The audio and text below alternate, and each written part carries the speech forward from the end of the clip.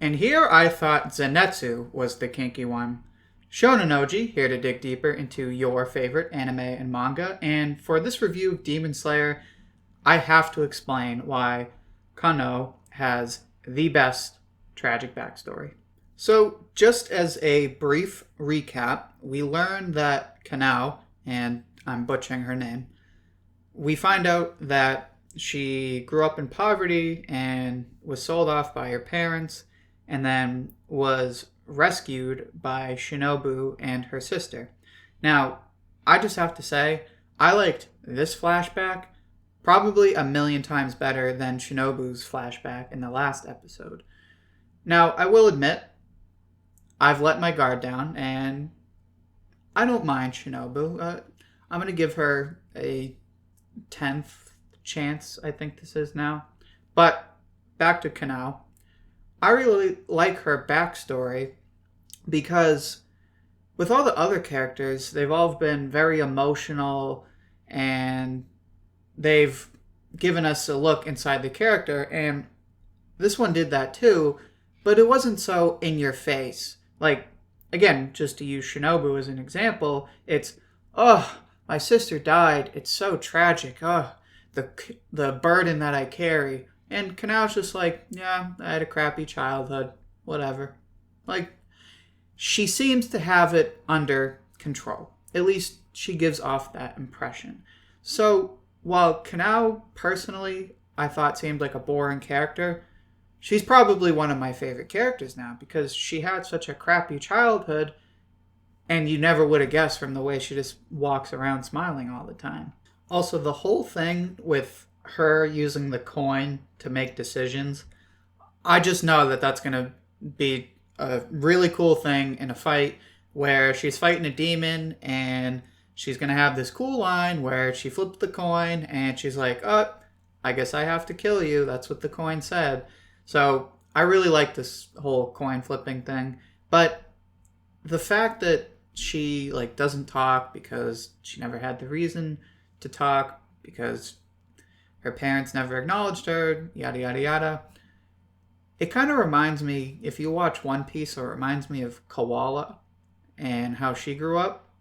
But, I don't know, I really like Kanao, and I think she's probably one of the more interesting characters because even though we get a look at her, there's still so much we don't know about her. Specifically, the older sister of Shinobu says something about one day you'll meet a boy, and then right after that, she's looking at Tanjiro for at least a solid 5 seconds. I know, that's a lot. So, possible love interest, but we'll see. Hopefully, if that does happen, it's done tastefully and it doesn't ruin the atmosphere of the show. But I'm hopeful. Speaking of atmosphere, we got another hilarious episode. If you follow me on Twitter, you'll see that I just keep, I'm baffled by the fact that this show just keeps getting funnier and funnier. And it's predictable in the sense that the action is taking a break and we're kind of just hanging out. So it's really good that this is hilarious, or else these episodes might not be as enjoyable to watch. But there were two things that I thought were hilarious about this episode.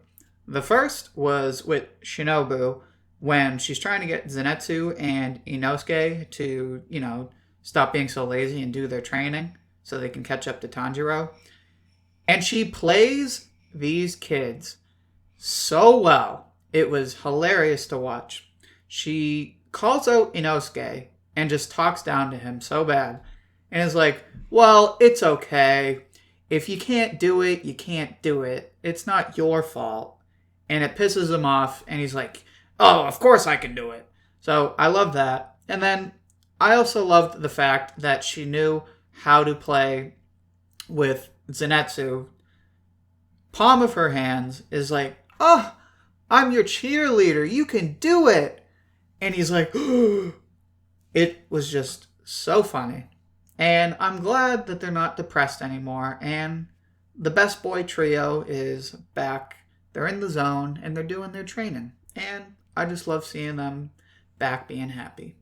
The second scene that I thought was hilarious was the entire scene with the blacksmiths and the swords. Now, we knew it was coming that the blacksmith that we met from earlier was going to be pretty pissed off that Tanjiro got his sword snapped in two, which, to be fair, it's not Tanjiro's fault.